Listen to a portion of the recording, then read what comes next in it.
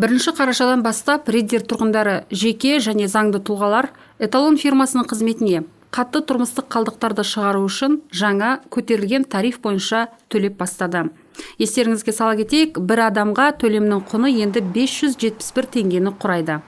Қалалық мәслихаттың 42-тік сессиясында депутаттар жаңа тарифті қызмет сапалы көрсетілетініне жүгініп қолдаған болатын. Қоқыстың шығарылуы тұрақты болады деп, ал қатты тұрмыстық қалдықтар жинау алаңшаларында бактардың саны артады деп. Бұл жайында тұрғындармен кездесуінде Риддер әкімі Дәулет Батырбаев айтқан болатын.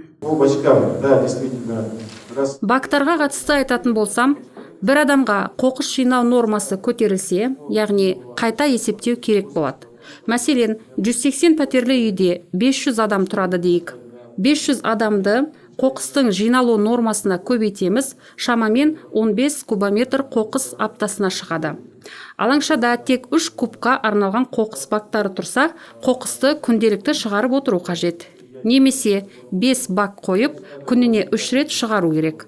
Тұрғын үй коммуналды шаруашылығы бөлімі бұл бағытта жұмыс жасап жатыр, оның нәтижесі тез шығады деп ойлаймын.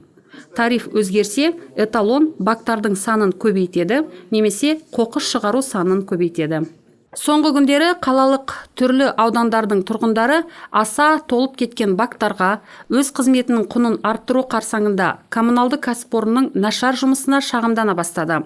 Жағдайға қала басшысы бұлтартпай жауап берді.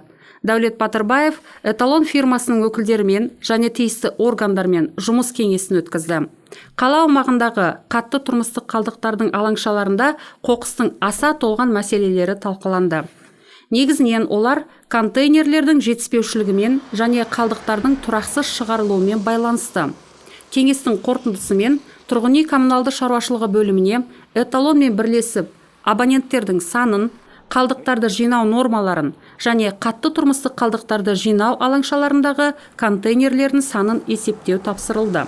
Сонымен қоса, контейнерлердің нормаға сәйкес дезинфекциясының санын талдау, қатты тұрмыстық қалдықтарды шығару тарифына дезинфекция және дератизация бойынша қызметтер кіргізілгенін қарау да тапсырылды. Жақын арадағы уақытта қоқыс алаңшаларына бейне бақылау қою жөніндегі ұсыныс қарастырылып ендірілетін болады. Онан тыс, әкім барлық кәсіпкерлерге өз бизнес нысандарынан қатты тұрмыстық қалдықтар шығаруға келісім жасау қажеттілігі туралы ескертулер жіберуді тапсырды.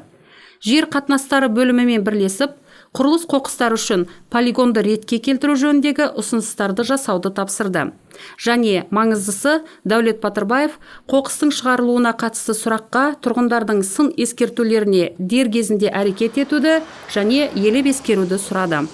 Риддер әкімі тиісті шаралар қабылданғанына, мәселелер жеке бақылауына алынғанына әрі шешілетініне көндірді.